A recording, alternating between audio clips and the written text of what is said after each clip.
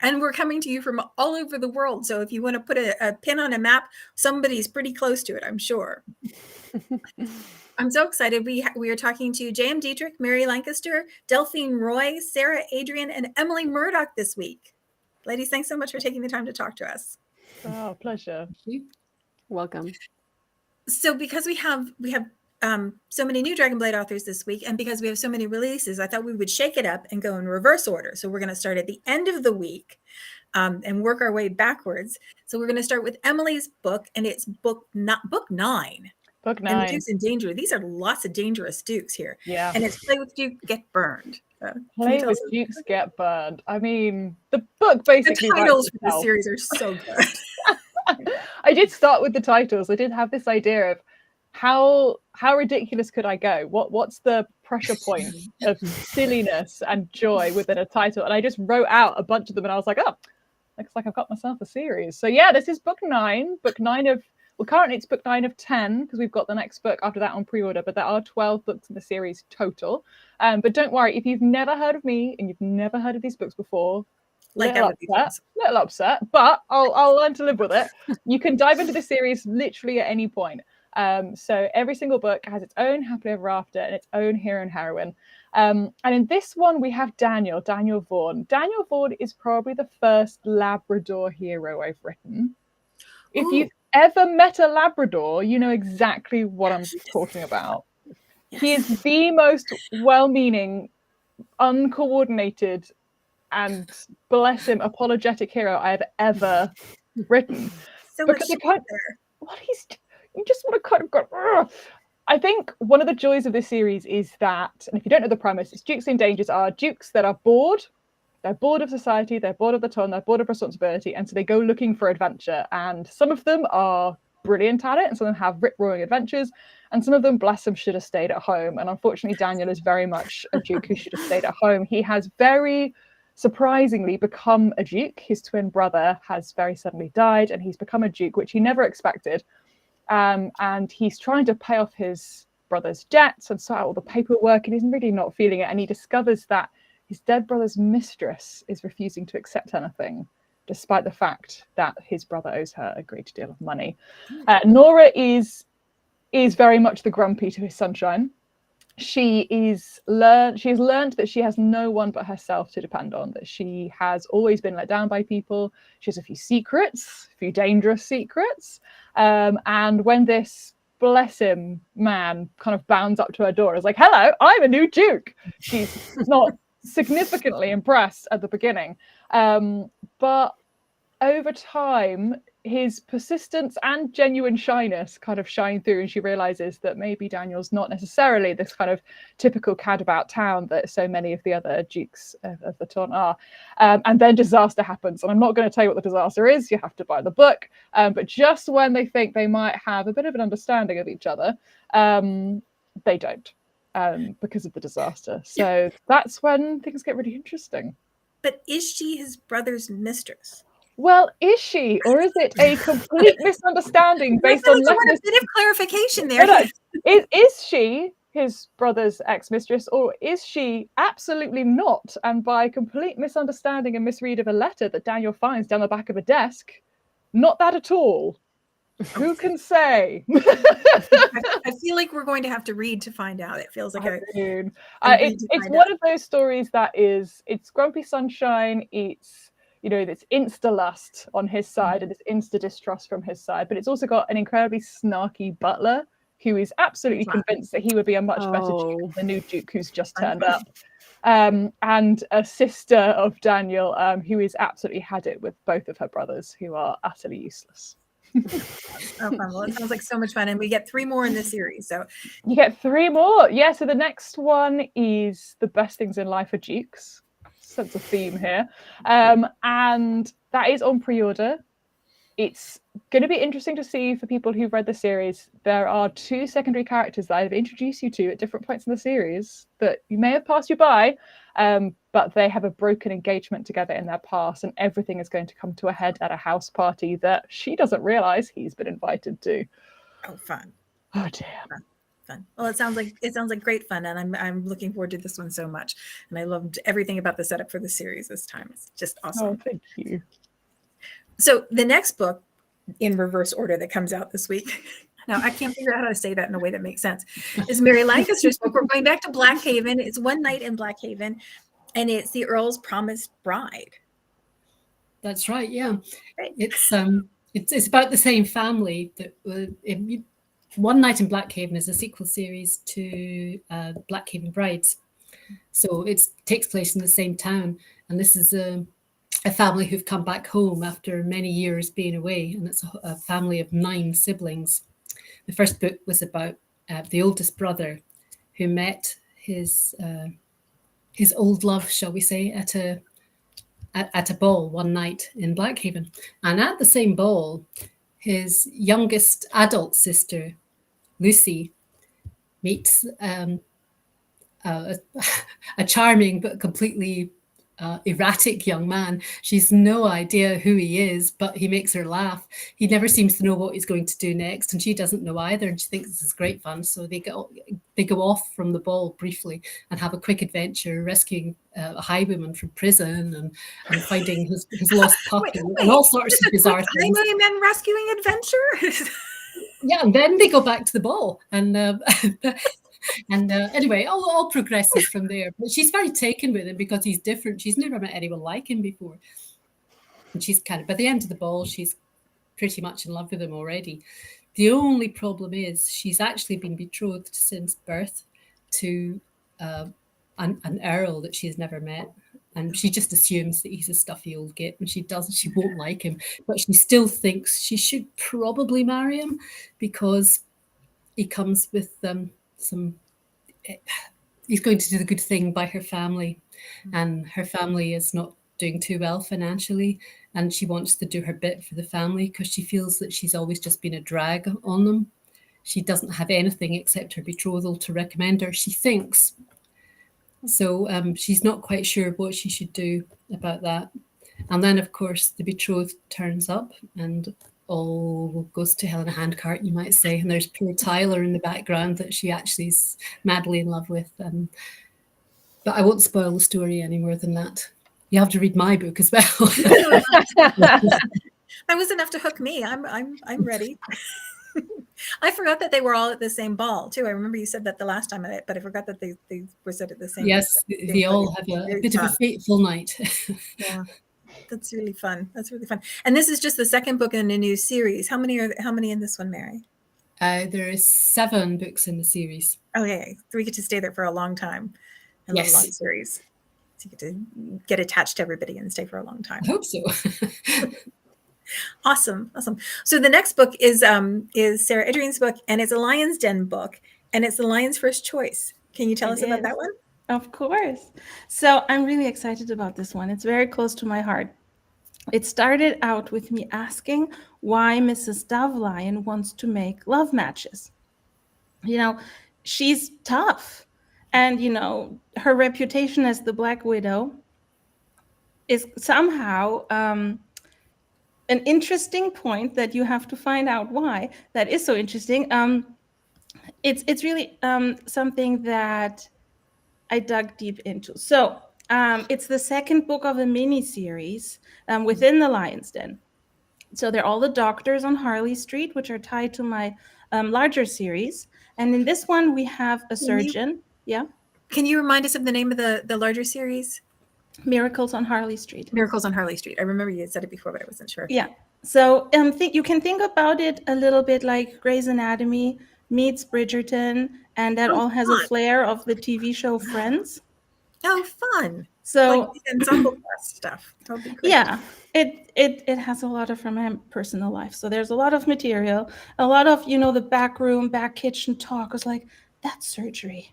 My goodness. Or like that case, you can't tell the patient, but that's gross, So there's a lot of that dynamic where the doctors and nurses are friends. And then that friendship sometimes goes very far. So there's a taboo also similar to Mary's story, but it's different. Here you have the surgeon, and he, how these books go. He falls in love with the nurse. And that's not okay. Like, that can't happen. And so the nurse has given up on love because of what she does. You know, a girl, I have to tell you, this one is a case where they're Jewish. So not in all of my books they are, but in this one, a girl that's seen all these patients, you know, naked and knows so much about the body's compromised, even though she's not. Yeah. So she chose her career. And as she chooses her career, Mrs. Dovelion comes in. She's like, no, you don't even know how pretty you are. And then there's something else that really started this mini-series with Mrs. Dovelion. She knew somebody from the surgeon's past. Oh, interesting. And so there is a connection between the surgeon, Phil, and he has no idea. And he has no idea what happened like 40, 50 years ago. And Mrs. Dovelion knows everything, and she has something he wants. And that's beyond what the nurse is. And the nurse is also connected to that. So I won't tell you what that connection is because you have to read the book. But I'm very excited about it. I hope you'll really like it. And many of the characters from the previous book and the future ones come back. Oh, yay. Oh, I love it when we get to revisit with characters we've seen before. It's like in Friends. Mm-hmm. Yeah. Like yeah, on the TV show. Of an ensemble is getting to see people again and again. Oh, awesome. Well, it sounds like so much fun. Thank you. So then the next book that comes out this week, really is the Brady Bunch. I'm just going to go right down the line. The next book that comes out this week is J.M. Diedrich's Dragonblade debut. That's a lot of D's to say at one time. It's The Lady's Duke, and it's book 1 in the Dark Duke series. Can you tell us about it? Sure. Sorry, you guys, I'm nervous. It is about Lady Charlotte, who has finally arrived in London, and she is ready to start her adventure. When her brother informs her that he's going to start marriage proposals on her behalf. So she realizes two things very quickly. Is like, her brother's not going to listen to her. He's past reason. And if she wants her freedom, she's going to have to do something drastic. And because it's Lady Charlotte, she doesn't do anything half measures, even ruination. So she decides she's going to write a scandalous list of all the things that she wants to do. Kind of what we would consider a bucket list now. Right. That's huge. And I mean, hundreds of things. And a lot of them not so legal then. And of course, she's got her list that she wants to do, but now she needs to figure out a way to ruin herself. And she figures out very quickly what she needs. She needs a rake. And she knows the perfect man to do it. Her brother's best friend. Yes. She get a brother's best friend. Oh, yes, of course. That trope. So the book basically starts when she surprises him, the Duke, in his study in the middle of the night. She starts reading off this list. And his immediate reaction is, okay, I missed something. Yeah, go ahead. Keep reading this to me. Sure. It's my brother's, or it's my best friend's sister. Yeah, okay, this is fine. And she starts naming these things that are getting more scandalous. And he's going, I should not be enjoying this. Why am I enjoying this? And she gets done with her list and she propositions him into ruining her. Oh my goodness. So now he is stuck between, I am loyal to my best friend and I am insanely attracted to this woman who has a very naughty list.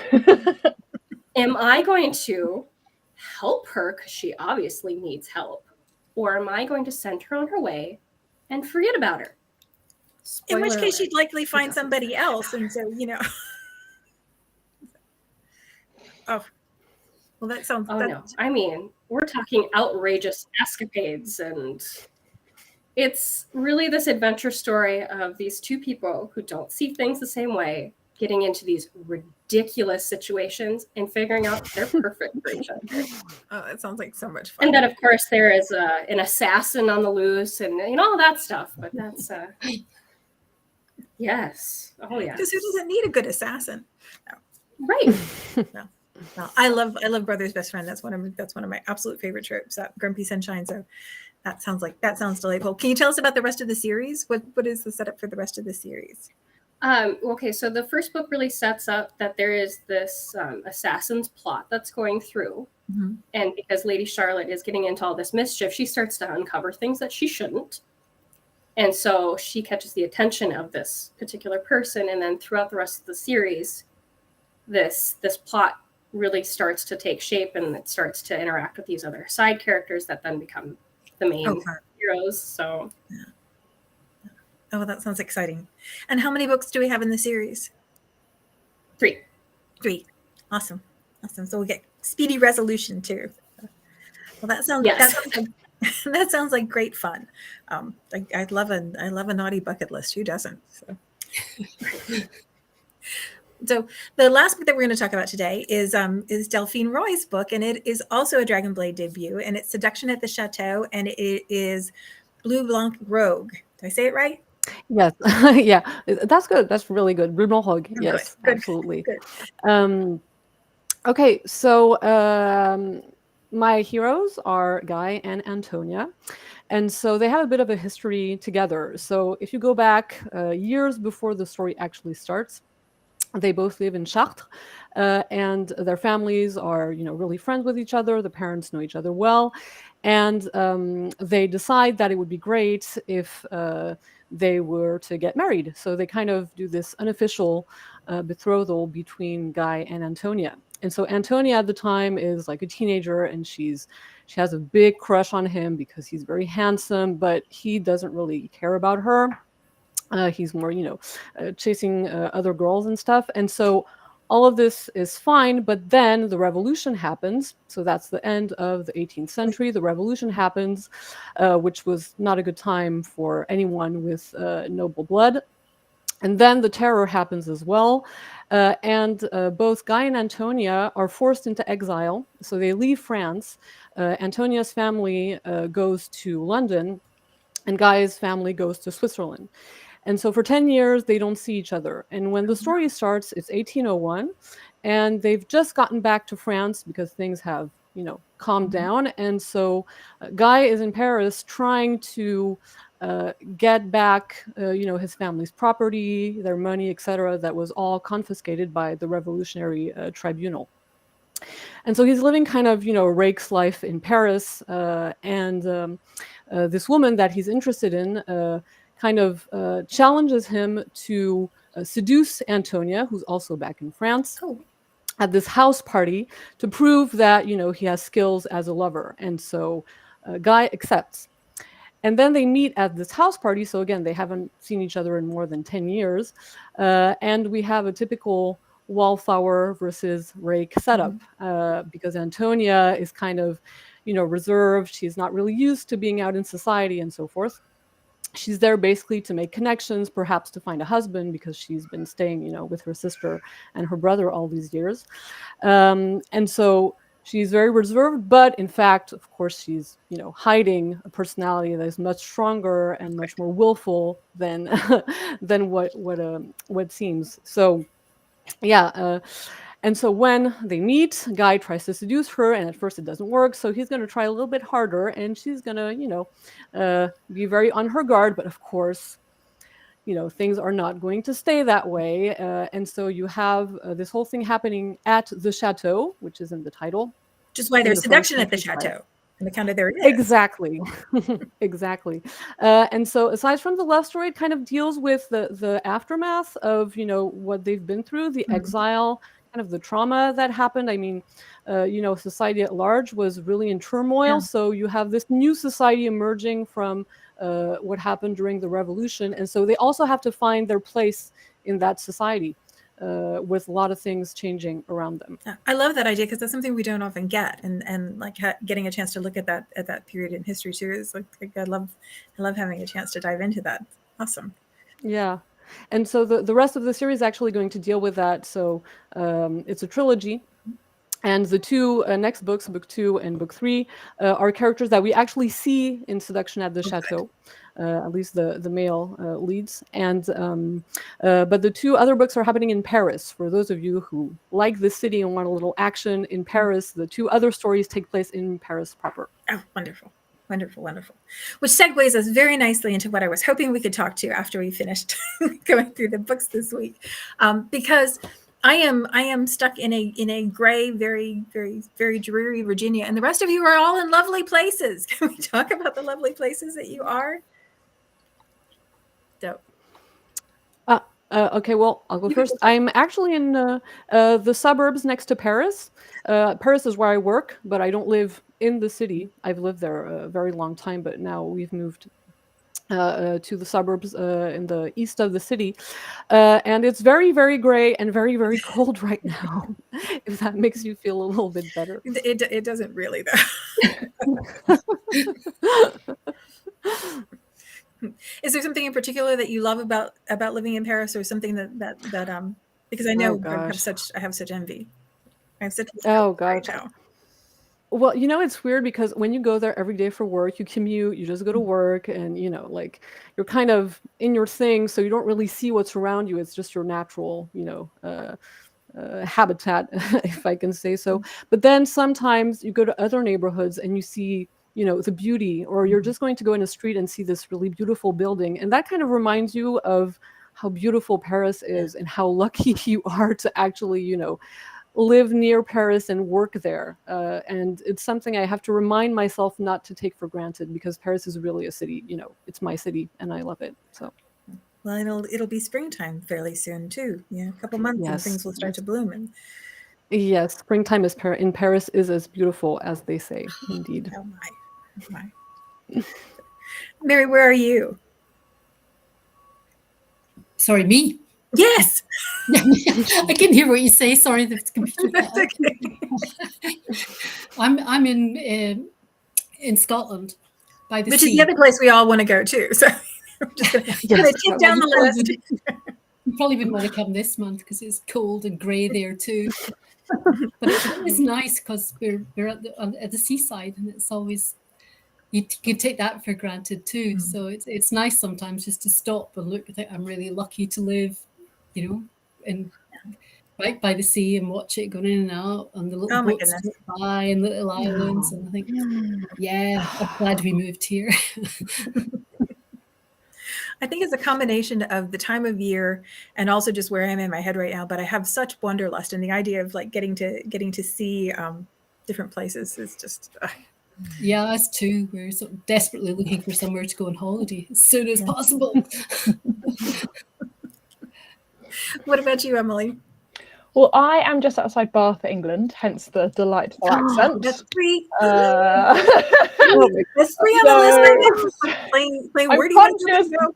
I'm conscious that everyone in this call, maybe not Mary, she's probably been a couple of times, but everyone else in this call and maybe everyone else watching is like, what? The trouble is that anywhere you live ceases to become exciting because you live there. And I can say that because I'm probably moving this year, and that'll be my 5th move in 10 years. And every time I move, as soon as we're going to move, I'm like, we have not done a single thing here. We have not been anywhere. We have not done anything. And now we're going to leave. I mean, when I lived in Bournemouth, my office was on the beach. So I would finish work and my husband would meet me outside with a picnic and we'd go to the beach. And we did that 4 times in 2 years. Why? Why? Like, we lived in New Zealand and I never went to the South Island. Why? We'll get back there again. What? And literally, so what we've done is we've made a list. Now that we are probably going to move this year, we've made a list of like, what are all the things that if we were visiting where we live, we would want to do. And we're going to try and tick off as much from that list as possible. So instead of an Audie Duke list, you have like a staycation list. Yes. There we go. Only with more wine, probably. Awesome. So, Sarah, how about you? Where are you? So I'm in Boston. I love it.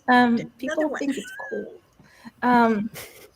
The kids got cold, so I have a cold. So I'm glad we're doing this today. Maybe tomorrow I won't have a voice. It's so sunny though. It's really, really sunny. I had to put all the blinds so that there's not too much backlight. We had a lot of snow last week, and we made a snow cat. Oh, so cute. Oh, that's so my cute. gosh. So cute. And the snowcat had a carrot nose at one point, but I really said that's not at all what, But my boys are little, and we do lots of stuff inside. Tomorrow we're going to an inside Chinese New Year festival. Oh, fun. Yeah, it's a bit of a field trip. So I'm learning Chinese. That's my 8th language with my son. And Oh, goodness. so I hope he memorized the whole thing. I didn't memorize it yet. It was like, I can tell you exactly what's happening in 80,000 words of my current manuscript. I have no idea what the second line is of that song, but I'll be driving the car and parking. So that's There you fun. go. Oh, that sounds like fun. And you got the snow that we were promised that didn't deliver. All we got was like more rain. Really? And a little bit of, yep, we got a tiny little bit of ice and then a lot of rain. It was not delightful. We had so much food. We thought there would be so much more snow. And then I was setting the table and my dad was like, "That's it? How are we going to eat all of this? Like, this is not going to take a day." Yeah. And in the South, as soon as there's any kind of threat of snow, we run out of milk, we run out of bread, and we forget how to drive. It's just exactly what happens. I remember I lived in DC and everything shut down when the government shut down. And my husband and I are both from places with a lot more snow. And we looked out the window. I was like, "All right, I'm getting dressed for work. Do you want the thermos? Should I take the thermos?" And that was before we had kids. And then all these messages came through. It's like, "Office is closed." Yeah. Oh, okay. I'm going to the gym then. Well, Jam, I know you're somewhere that gets snow. I live in Minnesota. The frozen place.